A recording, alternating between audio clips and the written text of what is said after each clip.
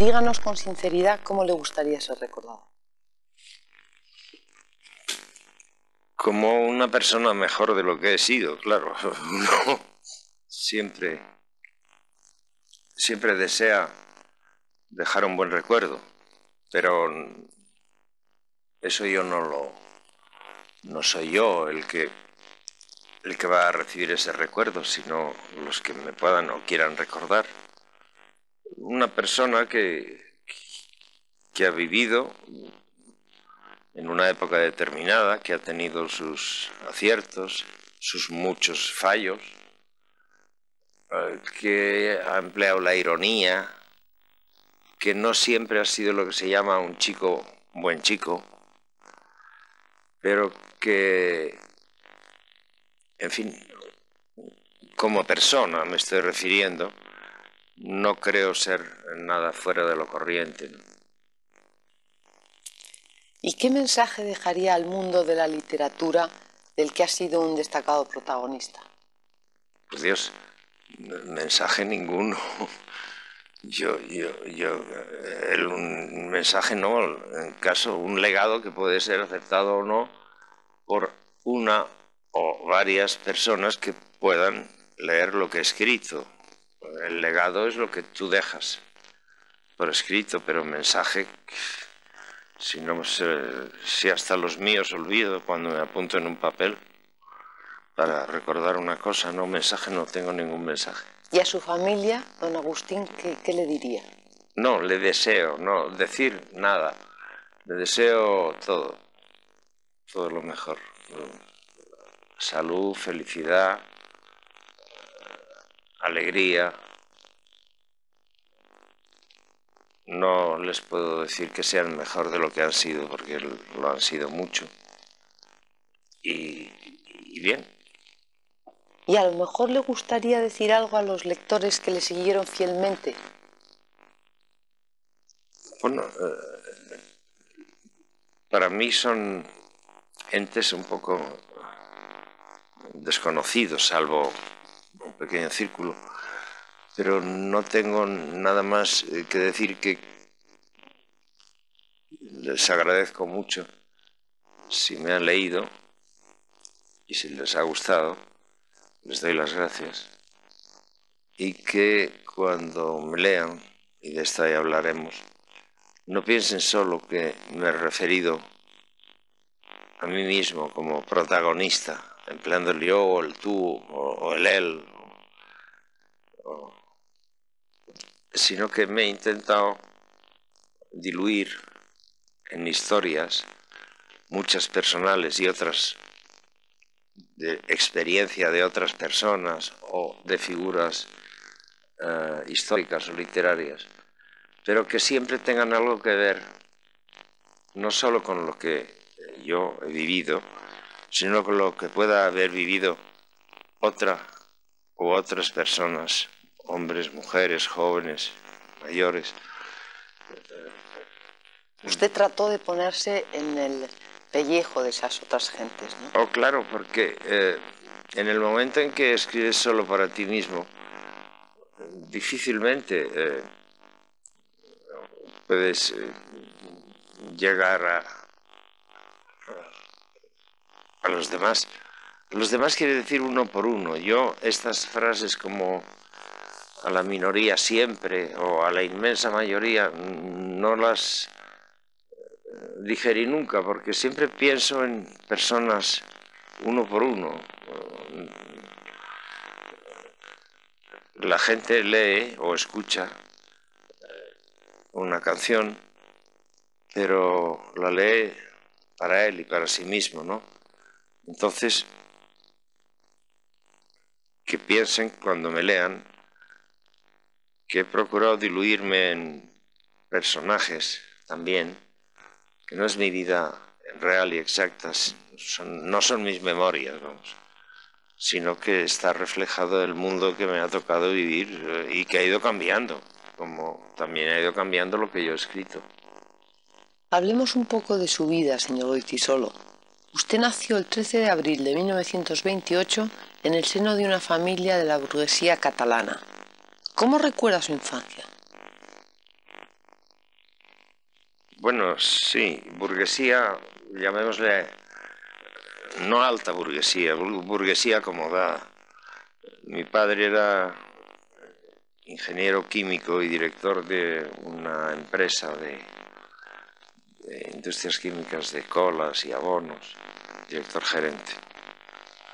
Y era bastante mayor que mi madre.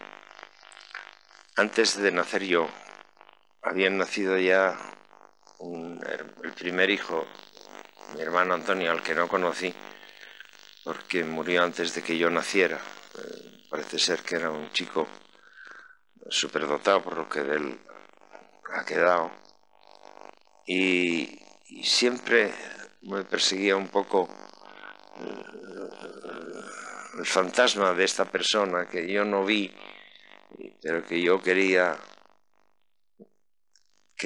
ser brillante como él y estas cosas. Yo percibía, naturalmente que lo percibía, pues la tristeza de mis padres cuando salía la conversación, que procuraban que no saliera nunca el nombre de Antonio, que era el nombre de mi hermano mayor. Luego nació mi hermana Marta y a los 2 años y medio, 3, nací yo. Las figuras de su padre y su madre de las que hablaba su madre Julia Gay fueron muy importantes, ¿no? Sí, claro. Para usted. Paradójicamente, mi madre, mucho más joven, murió antes que mi padre. Y de una manera muy trágica, ¿no? Sí, durante uno de los bombardeos estos tan salvajes que se efectuaban por aviones italianos desde Palma de Mallorca sobre Barcelona. Por entonces nosotros no vivíamos ya en Barcelona, ni siquiera habíamos pasado de la primera casa en la que yo nací a otra segunda, pero mi padre enfermó gravemente de un pulmón, no había antibióticos y bueno, le operaron, perdió un pulmón y tenía una resistencia tremenda, pero le recomendaron un clima de media montaña, como es el Montseny, y nos fuimos a ese pueblo de la provincia de Gerona, tocando a la provincia de Barcelona, que se llama Viladrau, en donde pasamos gran parte de la guerra. Y fue allí, estando mi padre pues, prácticamente inutilizado, sin un pulmón y con unos drenajes, y bueno, yo no sé cómo no enfermó y murió, porque la tuberculosis estaba muy extendida entonces. Pero era de naturaleza fuerte y lo aguantó todo, menos los golpes morales que son los que de verdad a todos. Como el de la muerte de su madre. Como el de la muerte de mi madre, que le dejó prácticamente hundido. Era un hombre que se pasaba más tiempo en la cama, durante muchos años se pasó más tiempo en la cama que levantado. Usted tenía 10 años cuando su madre murió trágicamente en un bombardeo durante la Guerra Civil. Seguro que sería terrible para usted. ¿Cómo llegó a superarlo? ¿Cómo se enfrenta un niño a la desaparición de alguien tan querido? Bueno, aunque uno no lo quiera, sí, lo primero que haces es intentar no creértelo. Yo pensaba, no es verdad, va a volver, ¿no?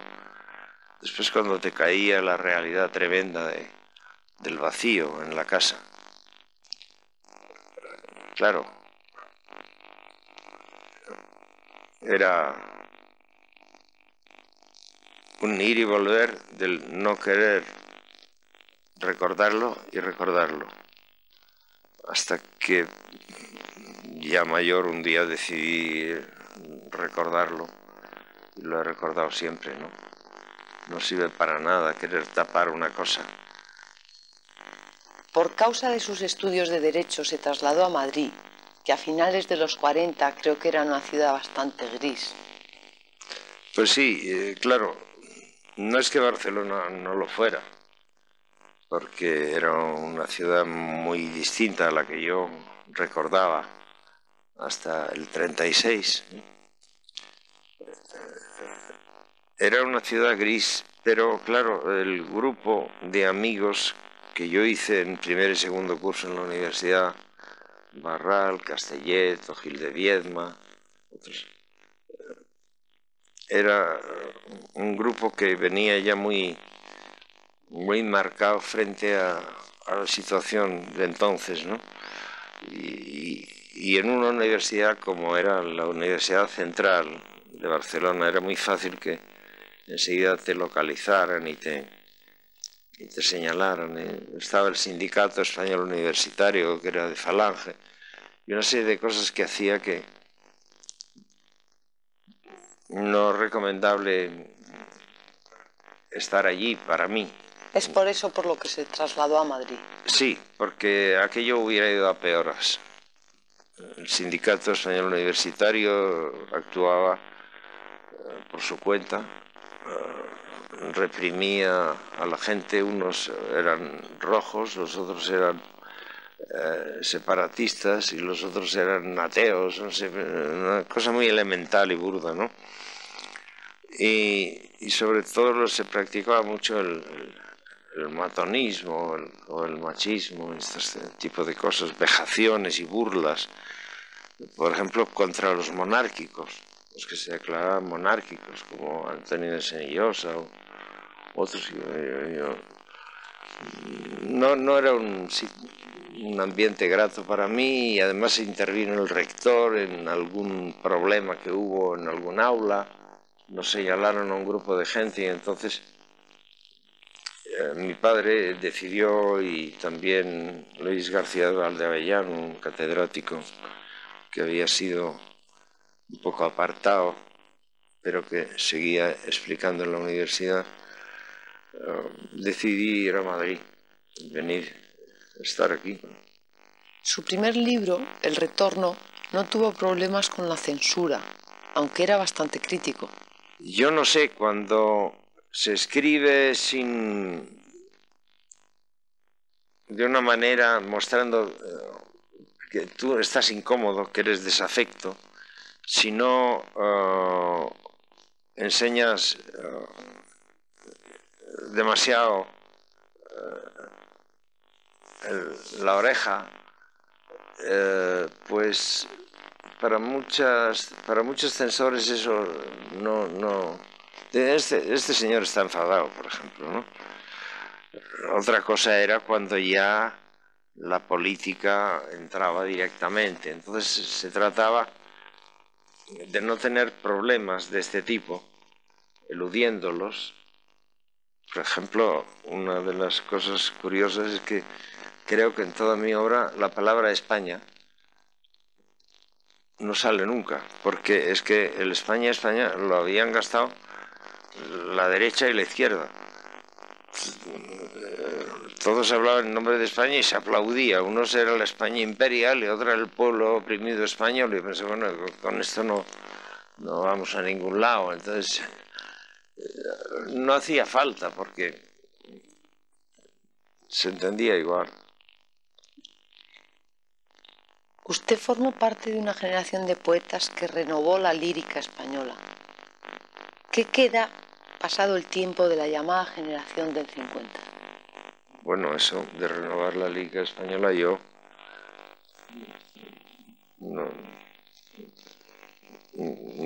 vamos, no sé si todo se renueva.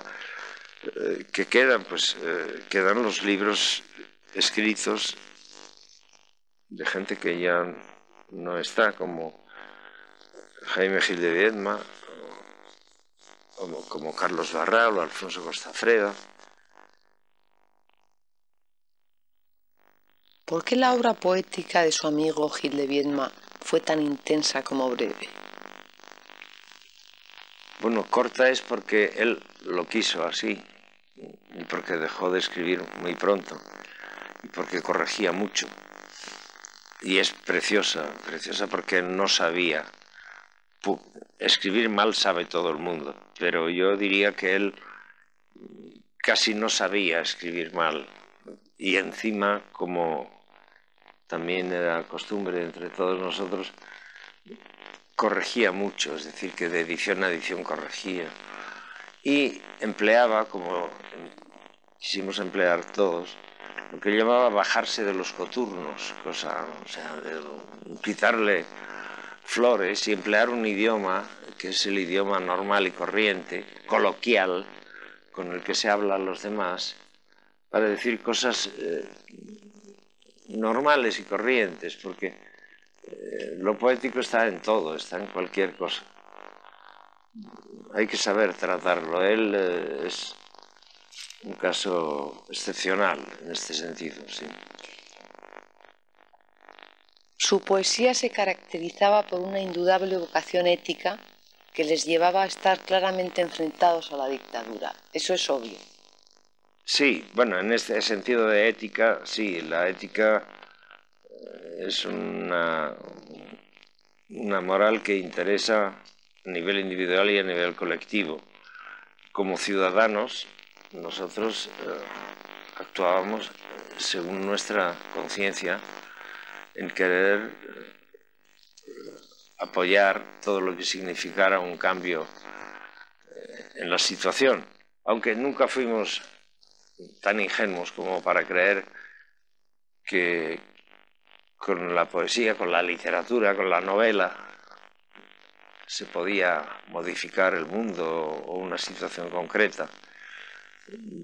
Podías apoyar o podías dar fe de que tú no estabas de acuerdo con unas cosas y con otras sí, pero no creerte la realidad se encargaba enseguida de demostrarte que no era por ahí. Y se llevarían grandes desilusiones. No, desilusiones se les llevaba el que hablaba, el que empleaba el nosotros, por ejemplo. Saldréis o saldremos a la calle todos y tal, y después resulta que todos eran pocos, ¿no? Depende de cómo te lo tomabas. Depende. Si pensabas en la gente uno por uno, era la gente la que salía sin que tú se lo dijeras. No hacía falta. Yo comprendo que en un momento de revolución pueda haber hecho falta poesía o literatura panfletaria, pero no era nuestro caso. Nosotros no hicimos nunca eso.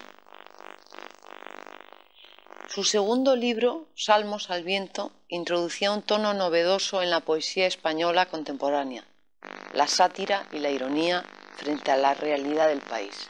Eso es por lo que me contaba, porque era un poco como para salirse del mundo gris en el que uno vivía. Sí, para salirse del mundo gris en el que uno vivía, para explicar cosas que dichas del derecho hubieran sido impublicables y además no me hubiera gustado decirlas, aunque tenía ganas de decirlas, pero esto quedaba para conversaciones. Es decir, era como mostrar la realidad con espejos deformantes, pero fieles, ¿no? Como los del Callejón del Gato, famosos, ¿no? Y entonces emplear el recurso de la sátira y de la ironía te permitía cosas como, por ejemplo, titular Salmos al viento a un libro de 12 poemas muy largos, donde cada uno llevaba una cita bíblica, ¿no? Que tenía algo que ver. Entonces, esto que ocurría, que para el censor no vio ningún problema en esto, aparte de que era un libro premiado, el premio Boscan. No, en ese libro no vio nada, no vio el trasfondo de lo que había allí. Y todos, no creo que yo fuera el primero, porque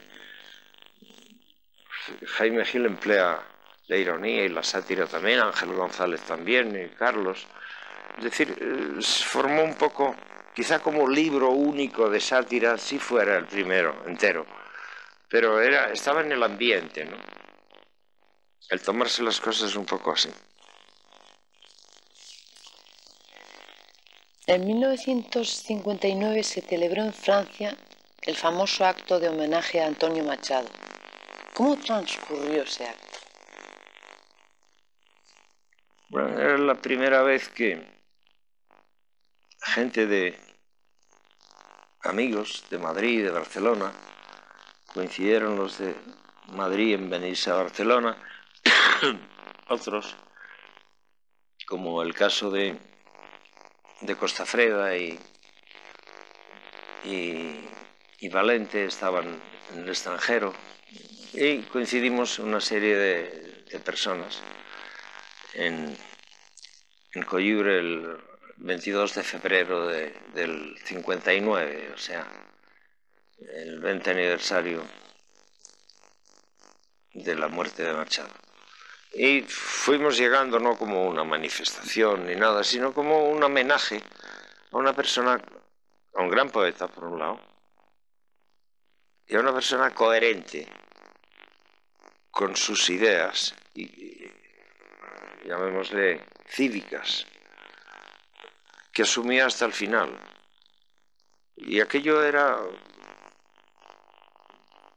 un homenaje y a la vez un signo de que no estábamos de acuerdo con el olvido de ese Machado, que quisieron maquillar para ofrecérnoslo de otra manera, ¿no? Que no se trataba, como ciertos sectores querían, devolver los restos de Machado a España, sino que se quedaran allí como aviso para futuras gentes, ¿no? Porque ¿dónde iba a llevarse? Se llevaba a Sevilla, se llevaba a Soria, se llevaba a Segovia, ¿dónde se llevaba?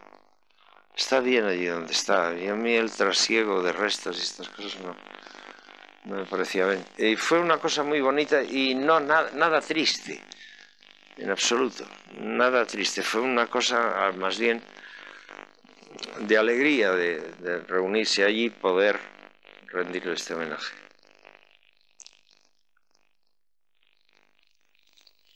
Volvamos de nuevo a su obra. En 1959 recibió usted el premio Ausías Marc de poesía por el libro Claridad, un título que fue casi un manifiesto frente a los excesos retóricos de los literatos oficiales del régimen. En realidad sí, lo era, ya lo habían sido los otros, pero este quizás de una manera más explícita, pero siempre a mi modo. No hay allí ningún tipo de diatribas, ni de salvaciones, ni de fórmulas para cambiar el país, sino de deseos, de anhelos, de ganas, de estar siempre, como dice Delibes, siempre escribo sobre perdedores, porque son o somos la mayoría. Pues bueno, pues eso. En 1961, con años decisivos, cerró un ciclo importante tras el cual estuvo 7 años sin publicar nada. ¿Entró entonces en crisis su fe en la capacidad de la poesía para denunciar o cambiar la situación del país? No, ya he dicho antes que yo no creí nunca que desde el principio fue escéptico en ese sentido. No, yo no creí que con la poesía. Lo que pasa es que estos 6 o 7 años, no es que yo escribo cuando tengo ganas de escribir y publico cuando tengo cosas terminadas para escribir. No quiere decir que siempre estoy dispuesto para escribir, como que siempre está dispuesto para tocar la flauta, no sé. Tampoco creo en la inspiración, sino en un momento en que tienes algo que decir y tienes ganas de trabajar y vuelves y corriges. Y tienes una etapa de reflexión o corrección, más que frente a lo que piensas sobre el mundo, sobre tu manera de escribir también, cómo desarrollas tu obra a medida que el tiempo también se desarrolla. Porque no hay, creo, cosa peor que estar de moda, para pasar de moda. No sé si cree que en la transición el papel de los intelectuales, como por ejemplo el Grupo de Barcelona, fue menos importante del que les correspondía por su relevancia ética durante la dictadura? No, no lo creo. Ni yo, ni mis amigos, ni los escritores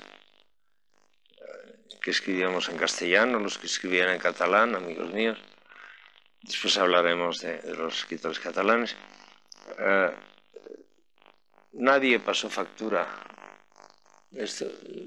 Nuestra actitud era clarísimamente la de ciudadanos, por un lado, con sus ideologías particulares, que se oponían a un régimen más bien tiránico, y otra la de escritores, pero nadie pasó factura a esto.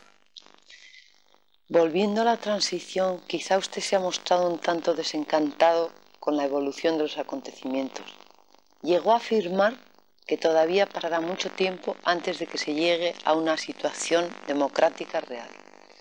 Bueno, me parece que lo estamos viendo en los momentos en que yo hablo, pues que una cosa es una democracia formal, con el Estado, el gobierno y sus tres poderes, y otra es una democracia en la calle, en la gente, los ciudadanos, en uno por uno y en conjunto, en diversas zonas de regiones, comunidades autónomas o históricas, o como quiera llamarse. Falta mucho. Yo no creo que una situación nunca pueda ser a gusto de todos.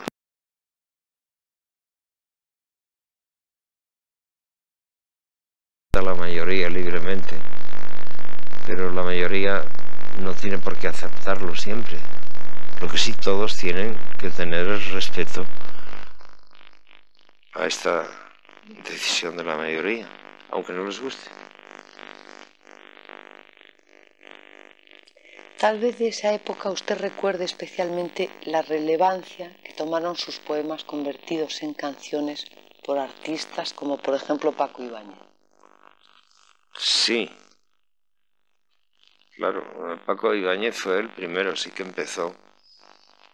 Yo no he escrito nunca letras para que las cantaran, pero él empezó cantando canciones como Palabras para Julia, El lobito bueno, me lo decía mi abuelito, que son poemas míos de distintos, diversos libros. Entonces, claro, hubo gente que empezó.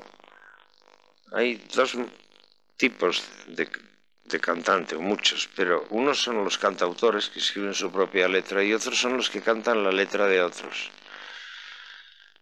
Entonces Paco nunca ha escrito letra ninguna, pero busca lo que le interesa. Y hay otros como él que también lo hacen. Por ejemplo, las nanas de Rosa León. Ha habido mucha gente que ha cantado poemas míos que no están escritos para ser cantados, pero que permiten ser cantados, puesto que se cantan, ¿no? Mercedes Sosa, Amancio Prada, incluso Kiko Veneno, no sé, gente que te dice, ¿puedo cantar? Pues sí, es una cosa digna. Yo he encantado, pero ya digo, el primero en iniciar ese camino de meterse en la literatura castellana, buscando él los textos, no los míos, los de todo el mundo, que tiene cosas de Gil de Viedma, de Barral, de Blas de Otero y después de los clásicos. Fue y sigue siendo Paco Ibáñez, sí. Ese sentido crítico del que hablábamos lo aplicó con bastante frecuencia sobre su propia persona. Llegó a decir que fue mal hijo, mal hermano y marido, mal padre y un viejo abuelo cascarrabias. Imagino que exageraría un poco, ¿no? Bueno, cuando uno se pone a satirizar, pues satiriza uno mismo también, ¿no? Pues sí, algo de verdad hay de eso, pero quiero decir que más vale ponerlo en superlativo para que los demás digan, como me ha dicho usted, bueno, no sería tanto, no era tanto. Pero si vamos paso a paso, a ver, mal hijo, ¿por qué? No, porque era travieso, porque me escapaba, porque era un poco respondón y desobediente, porque como era el mayor de los hermanos me dedicaba a veces a pincharles un poco y a ser un poco cruel con ellos. Yo los quería mucho a todos. Y en cuanto a la relación con sus hermanos de la que hablamos, parece que cree que pudo ser mejor de lo que fue, ¿no? Fue buena, pero podía haber sido mejor. Y que conste que la culpa no se la doy a nadie, ni siquiera a mí. Circunstancias de carácter, de personalidad, hacen que yo no actuara nunca como hermano mayor, más bien sino como el menor, el más díscolo, el más escurridizo,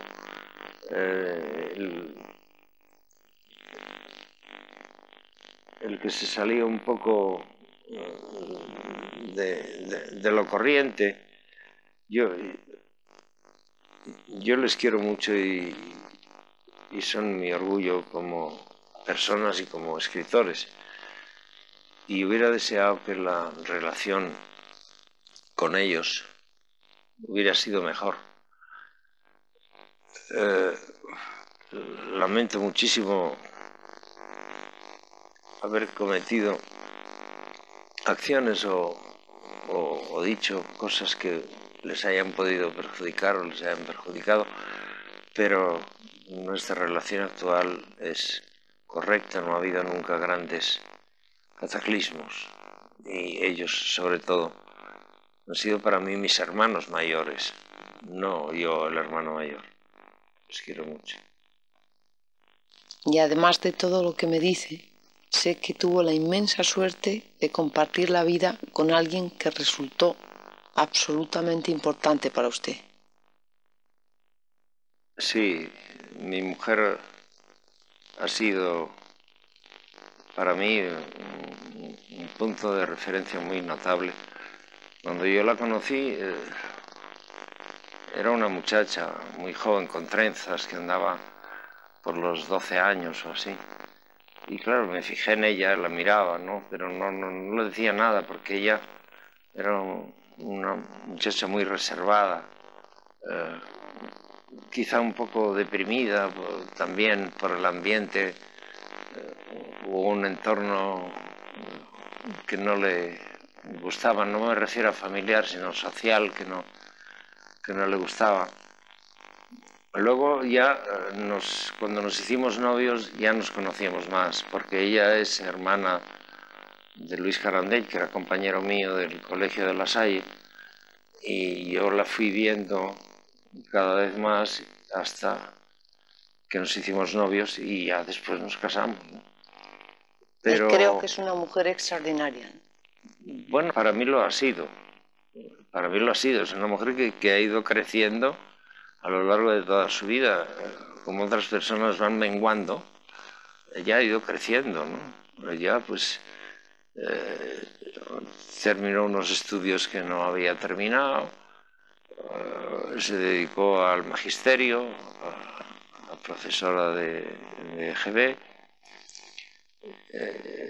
en todo ha ido adelante, ¿no? En el cuidado de mi hija. A quien también idolatran. Como no, Julia, sí.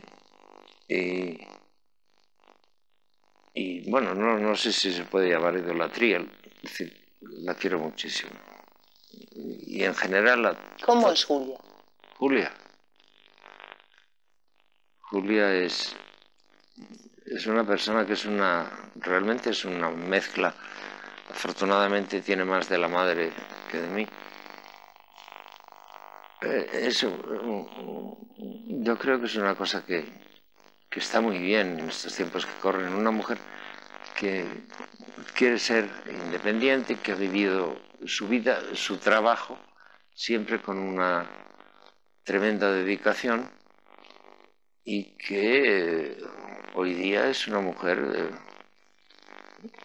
que también se ha hecho ella misma, ¿no?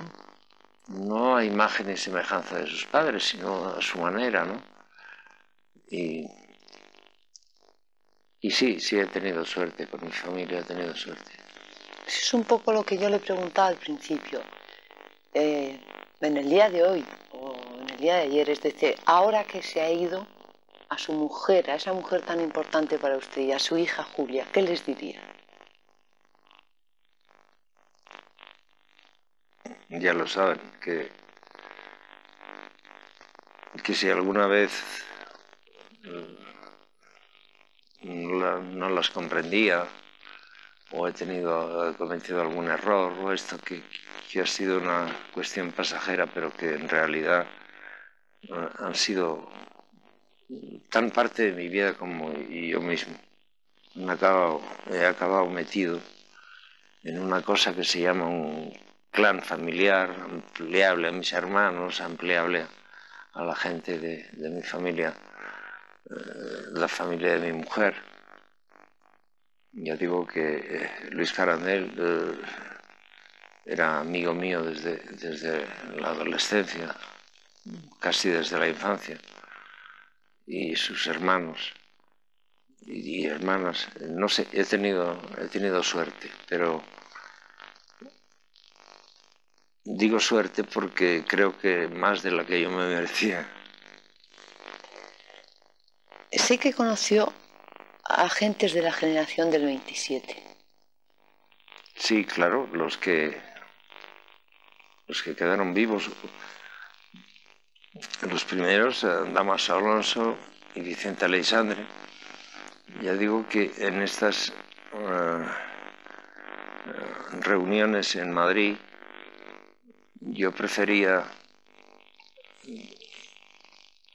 ir a las casas de estas personas o asistir a sus clases, como también me gustaba muchísimo asistir a las clases de su tío José Luis López Aranguren, que ya he dicho que me lo facilitó Emilio Lledó. Son cosas que te hacen estar cerca de una persona precisamente porque no son oficiales, no representan nada más que una ética frente a la vida, ¿no? Y Damaso Alonso y Vicente Aleixandre, tan distintos el uno del otro.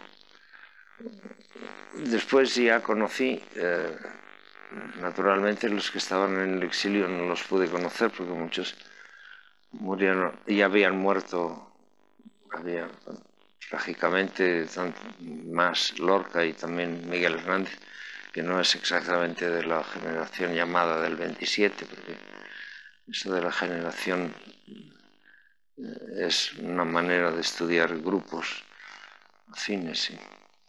Pero sí conocí a Alto Laguirre, un poco,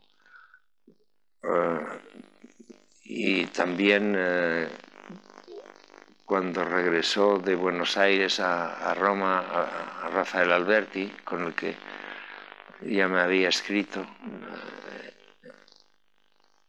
desde Buenos Aires. También fue alumno del profesor Aranguren. Sí. ¿Qué significó su figura para usted? Bueno, es la primera vez que me planteé la ética como una cuestión ajena a los libros que estudiaba durante el bachillerato, sino como una actitud personal al mismo tiempo que una actitud colectiva, es decir, una forma de ser que procurara estar de acuerdo con uno mismo, con lo mejor de uno mismo y con lo mejor de los demás, es decir, como un guía que señala lo que es correcto de lo que no es correcto, pero sin grandes alaracas, sin grandes palabras, sin grandes frases, sino de una manera que entraba muy fácilmente, sí. Sé que viajar para usted fue una pasión. Bueno, desde que pude salir de España, lo digo porque una cosa era viajes en tren, la península la conocía bien, había estado en Portugal, en Francia también, pero a la que tuve el primer empleo y me compré un pequeñísimo coche llamado Renault 4x4, parecía un escarabajo. Empecé a viajar mucho y sobre todo a Italia. Italia para mí era una pasión, porque no solo era la cuna de los poetas latinos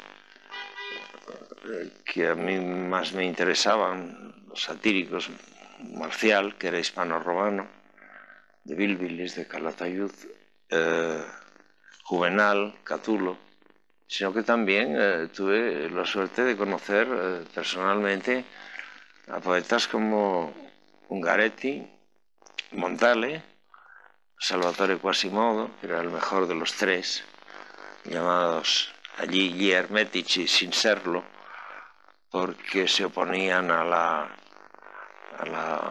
verborrea también imperial de los poetas afines al Duce y todo este tipo de cosas. También conocí a Pier Paolo Pasolini, del que traduje los guiones de Catona y Mamma Roma, que están en parte escritos en romanesco, que si él no me ayuda no me salgo. Y también conocí la obra de muchos otros poetas. Me interesó muchísimo la de Pavese, más conocido como novelista o cuentista, narrador, pero cuyo primero y último libro casualmente son libros de poemas, los que yo traduje. Trabajar cansa, laborar estanca, y verrà la morte e avrai i tuoi occhi. Vendrá la muerte y tendrá tus ojos. Bueno, después ya conocí el grupo 63, los poetas agrupados por Umberto Eco, que luego ha tenido mucha resonancia, como podían ser Sanguinetti o Furio Colombo, en fin, todo el grupo. Y en cierto modo es que usted se especializó en la literatura latina, ¿no? Sí. Hispanoamericana también. Hispanoamericana mucho, porque es la parte del mundo a la que yo he viajado más y más veces, siempre que he podido. O sea, me parece que hay una república que no he pisado nunca, que es Honduras, eso de no te metas en Honduras. Pero lo demás, pues sí, he estado varias veces en muchos de ellos, sí. Y su literatura, por supuesto, no voy a comentar, porque el fenómeno del boom es como un rótulo que hace que mucha gente lo diga y no se entere, pero otra cosa es meterte en la obra de verdad de escritores como Vallejo, como Neruda, como Nicolás Guillén, como Octavio Paz, en fin. Sí. ¿Y la literatura catalana también fue importante para usted? Bueno, claro, yo me encontré sobre todo cuando estuvimos refugiados en ese pueblo del Montseny, con los muchachos del pueblo que hablaban catalán. Yo lo entendía, pero empecé a hablarlo allí con ellos. Naturalmente no lo debía hablar bien, pero lo entendí. Y cuando ya me decidí a entenderlo más fue cuando empecé con una de esas pasiones mías de adolescente, que eran la bicicleta, la pelota de fútbol, las clásicas, ¿no? Y la caza. Entonces trataba con gente que no era compañeros míos, salvo el caso de, como podía ser Rafael Sánchez Erlosio, que era un gran cazador. Trataba con gentes en Cataluña que hablaban entre sí el catalán, y entonces yo aprendí el catalán y luego lo estudié el catalán para poder saber qué estaba pasando allí, porque la mitad de la población o más en aquella época era, aunque estuvo reprimido como idioma, como ocurrió con el euskera también, no se podía hacer testamentos, no se podía emplear en escritos públicos, no había periódicos, no se enseñaba en las escuelas. Entonces tenías que aprenderlo por tu cuenta. Y yo pues lo aprendí. Pero nunca escribió en catalán. Sé escribir catalán y algunas veces he escrito algún ensayo o me traduzco a mí mismo al catalán, como en La novísima Oda a Barcelona, que es un libro que está escrito en catalán y castellano, los dos por mí, o sea, me traduzco a mí mismo, pero lo que sí he hecho ha sido traducir a los mejores poetas para mí. Los mejores poetas catalanes de este siglo, desde Carner, Foix, Riba, Salvat Papasseit, Gabriel Ferrater, hasta los más recientes. No sé si José Agustín Goytisolo cree que hay algo después de la muerte. Bueno, esto es tan... es muy difícil de contestar. Yo soy lo que se llama un agnóstico, pero no por un agnóstico militante, quiero decir, soy un agnóstico porque no lo sé. ¿Yo cómo voy a saber? Entre tantas religiones que prometen tantas cosas y tantas maravillas y tantas parcelas de paraísos, con urís unos, con santos otros, con cantos de arcángeles, con lo que yo que sea, y la no existencia de nada. Me es tan difícil demostrar la existencia o no de un poder superior, porque no soy ni un científico ni un especialista en temas religiosos. No creo que eso que en el cristianismo se llama nuestro infierno y nuestro paraíso hay que buscárselo aquí, que nunca son ni infiernos totales ni paraísos totales, sino... Por último, don José Agustín, después de esta larga conversación, díganos algo que quiera añadir a modo de epílogo de su trayectoria vital. Buena suerte viviendo a todos. Buena suerte. ¿Cree en la suerte? Sí. Es la que produce la paz personal, colectiva. No la da el dinero, puede dar la carencia de dinero, puede no darla, pero la suerte quiere decir buena suerte viviendo a lo largo de la vida. No acabar mal, porque yo no sé lo que es acabar bien, ni lo que es acabar mal, es acabar, pero buena suerte viviendo. ¿Sería ese su epílogo? Sí. Muchas gracias, don José Agustín. Gracias a usted.